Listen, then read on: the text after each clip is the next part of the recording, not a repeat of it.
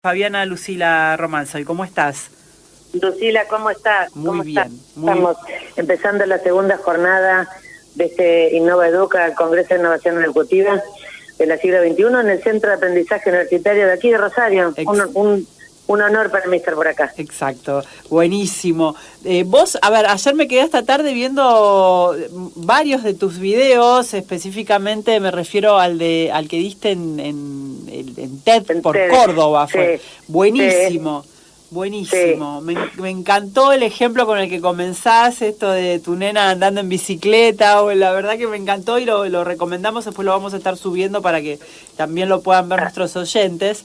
gracias. Vos te llamás a vos misma coleccionista de ideas, además de Sí, ser autora y directora, bueno, de CREA, sos investigadora e inspiradora de procesos de creación. Pero contanos, exacto. vamos a quedarnos en este detalle de cómo es esto de coleccionar ideas y en qué repercute positivamente en vos, ¿no? Mira, vos sabés que es muy interesante porque en la definición como coleccionista de ideas, yo la tomo, la abrazo, a partir de cuando me convocan a ser oradora TED en TEDx Córdoba, ¿no? Uh-huh. ¿Y por qué? Bueno, porque empezamos, es un proceso largo. Digo, una vez que estás ahí decís, Dios mío, ¿para qué estoy en esto?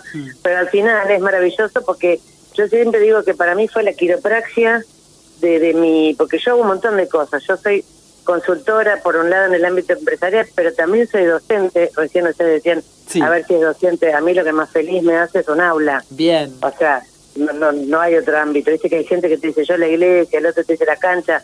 A mí ponen un aula y no me falta nada, ¿no? Bien. Entonces, pero, ¿qué pasa? Yo hace mucho tiempo que había empezado a agregar a mis clases cosas físicas, como juegos, objetos.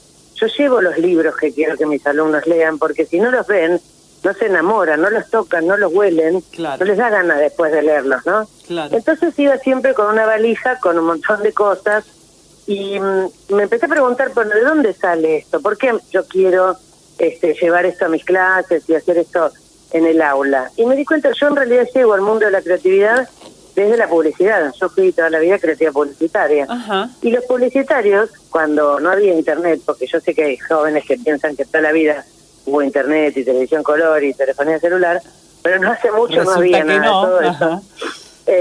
Y entonces lo que hacíamos nosotros, los creativos publicitarios, era mirar anuarios de publicidad de otros países, Japón, China, Alemania, Suiza, Noruega. No entendíamos nada, pero veíamos ideas. Y esa sola idea, mirar esa idea, ya te disparaba otra. Entonces yo centro todo mi proceso educativo en esto de la creatividad, en esto que una idea siempre dispara otra idea. Es bastante más probable que si estás rodeado de ideas, se te ocurran ideas, que si estás aislado en una... dentro de la caja, como se dice, ¿no? Pensando siempre desde dentro de la caja. Exacto. Y por eso, bueno, para mí el valor de una idea es fundamental. Inclusive las tomo como terapéuticas las ideas, ¿no? Como que... Claro que sí. Se te ocurre una idea y ya, viste, hoy cuando venía para acá se me ocurrió poner un montón de lápices de colores así en el pelo. Y ya esa sola idea me puso de buen humor. Fantástico, fantástico. Es que bueno, también tiene que ver con el no hacer todos los días lo mismo, ¿no? Con el tema del salirse un poquito de la rutina, que en algunas personalidades puede costar más, pero sabemos cuántos beneficios trae también. Y ni te digo esto en educación. Yo dentro de lo que es la estructura de siglos, que integro el Departamento de Innovación Educativa, trabajamos mucho en esto de cómo la creatividad y la innovación potencian el proceso de aprendizaje. Lo mejoran, lo estimulan, permiten además acompañar el proceso del alumno, potenciarlo. Por eso trabajamos mucho, sí, mi amor. No, termina el concepto, perdón. Que trabajamos mucho para entender cuáles son las tendencias. De hecho, investigamos constantemente, tenemos una actitud bastante porosa en este sentido. Ajá. Y ver, bueno, cómo se acomodan a nuestra cultura, a nuestros contenidos, a las carreras que así lo tiene, en lo que hace a innovación educativa, tiene una oferta hermosa, desde la licenciatura sin dudas hasta la maestría en innovación educativa. Es decir, hay como mucho foco puesto y muchos programas vinculados a la innovación educativa, creo que son 10 o 12. Sin duda. Desde certificados, diplomados, carreras de grado, posgrado. Ahora, ¿vos cómo haces para formar, desde tu lugar de docente, cómo contribuís a formar mentes creativas?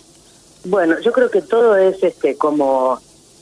Educar es como cuando somos mamá o papá, ¿no? O sea, con el ejemplo, yo te digo, ordena, pero mi ropero es un desastre, mis hijos no van a ser ordenados, y de hecho es lo que me pasa, ¿no? Exacto. Porque yo soy muy desordenada, pero en el aula, si vos le mostrás que un docente puede atravesar sus contenidos y sus dinámicas pedagógicas con creatividad, al alumno no le queda otra que expresarse también con creatividad. Creativamente. Uh-huh. Estableces un pacto como un lenguaje común donde, bueno, todo tiene que ser creativo.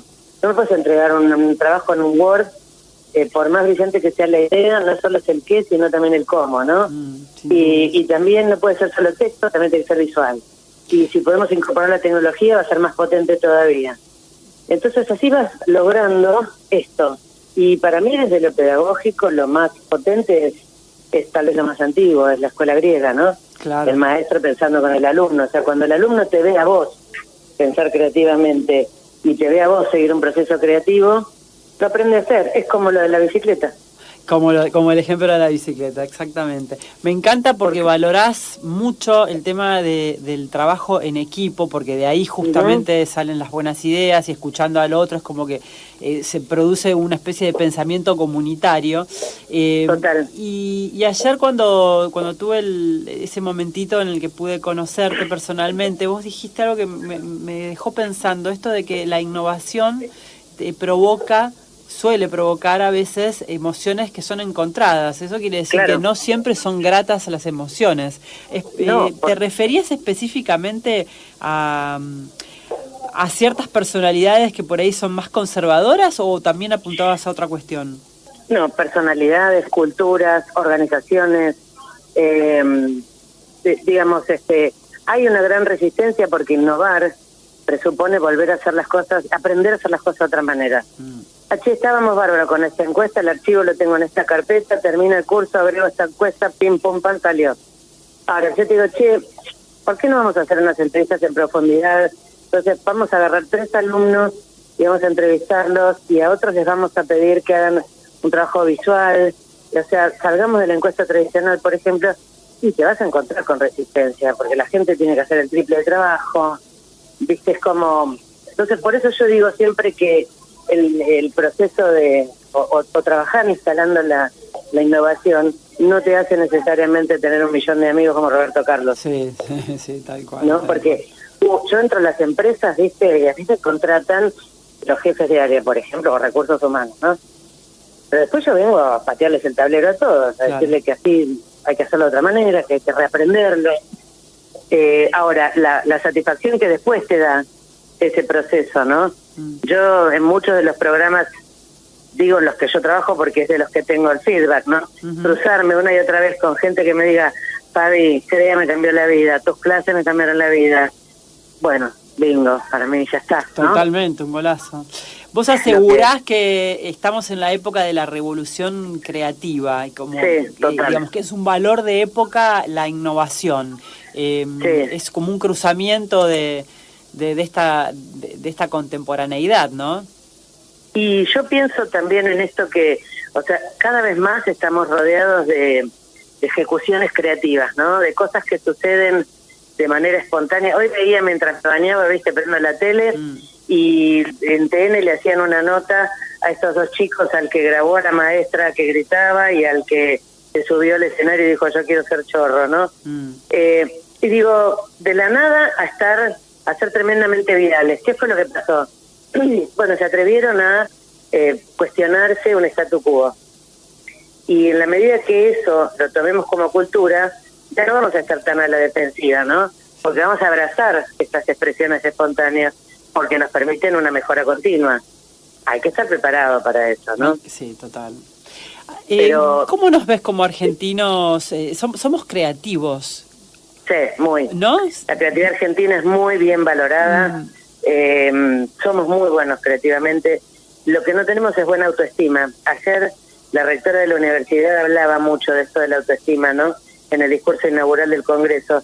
Nosotros, y ni te digo países como Bolivia, Paraguay, están mucho más deprimidos, si se fuera esa la palabra. Sí. Nosotros no tenemos una autoestima que nos dé seguridad, como sí la tienen, por ejemplo, ponerle los brasileños, y ni que hablar culturas europeas, ¿no? Para que tenga que ver un poco con esas cosas que pasaron en estas fechas de tipo el 12 de octubre y por ahí, pero nosotros no tenemos mucha autoestima, como no nos damos cuenta del potencial que tenemos, pero realmente somos muy creativos. Y eso, claro, repercute negativamente a la hora de apuntalar esa cosa nata de la creatividad. Y porque además no solo hay que serlo, sino parecerlo, ¿no? Claro. O sea, si para que alguien te registre, te preste atención, etcétera, también es cómo lo contás, cómo lo expresás, cómo lo transmitís, y si no te lo crees, y si la autoestima no te permite. Eso yo trabajo mucho también en las formaciones para docentes, ¿no? Porque en los talleres trabajamos como ideas muy potentes, después llegan al aula y les da vergüenza ejecutarlas, ¿no? Implementarlas. Como que hasta el papel funciona, pero después falta ese coraje. Por eso yo digo que falta agregar en las currículas de formación a los docentes trabajos como la improvisación, claro, el stand-up, el saber argumentar, claro. El storytelling, ¿no? Sí. Es como eso, porque después las ideas están, pero si vos no las ves contar, no las ve nadie tampoco. Está hablando Fabiana Renaud, la coleccionista de ideas, autora y directora de CREA, que está justo estos 2 días acá en Ciudad de Rosario, y no pudiste acercarte al piso, Fabiana, porque, bueno, estás en el medio del Congreso. No pude acercarme ni al río, te digo. El otro día qué macana. iba con el taxi y le digo al taxi, ¡ay, ahí está el agua! Sí, me dice, señora, en mi vida, como decir, esta mujer está completamente loca, claro. Bueno, las veces que vine a Rosario nunca fui al río. No, pero hacete un momentito porque hablando justamente vale de creatividad, pena, es tan lindo eso, esa parte sí, nuestra, obvio. Es muy linda. Obvio. Quisiera... Bueno, y vi muchas cosas, así yendo por la calle de acá al hotel, del hotel a comer algo y qué sé yo, sí vi muchas cosas. Rosario es una ciudad muy creativa, ¿no? Ustedes, Rosario también tiene que tener un empujón en la autoestima, ¿no? Porque tiene todo para ser la ciudad cuna de toda esta creatividad, y a veces me parece que han tenido como un momento más de oro y ahora no. Hubo un momento más de oro, coincido. Estamos enojados los rosarinos con nuestra Rosario. Andamos bastante enojados, te diría. Pero sí, coincido. Sí, es que a veces, en términos de periodismo, vende más una nota del narcotráfico que una nota de unos artistas que hicieron algo en particular, pero ayer veía en el noticiero unas cosas tremendas, ¿viste? Y digo, bueno, hay que desde terrible, los medios también darle más visibilidad. Es una tragedia lo que le pasa al periodismo, que por supuesto no queda únicamente en nosotros los periodistas, sino que es una máquina, es un engranaje, porque convengamos que también todo es negocio. Entonces pienso, ¿no? Si funciona la mala noticia de la pálida, es porque hay lectores ávidos del morbo. También hay que hacernos cargo. Sí, pero también es la vieja del chancho al que le da de comer, ¿no? Yo creo que, mira, si hubiera un noticiero solo de buenas noticias, guarda que no sé si no le vería más gente también, ¿eh?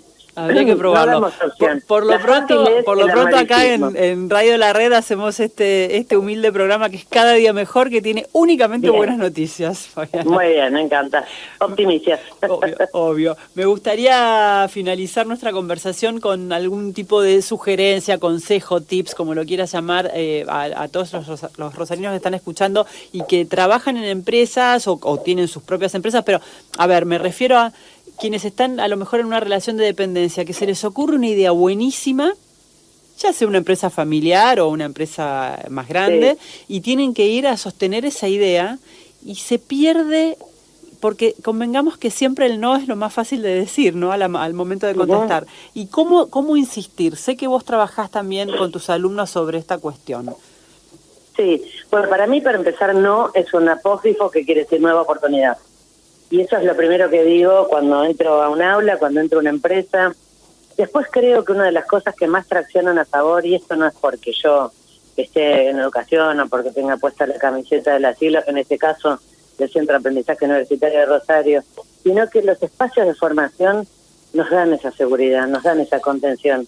Se produce ese fenómeno del grupo pensando en grupo, y la creatividad es esencialmente inteligencia interpersonal.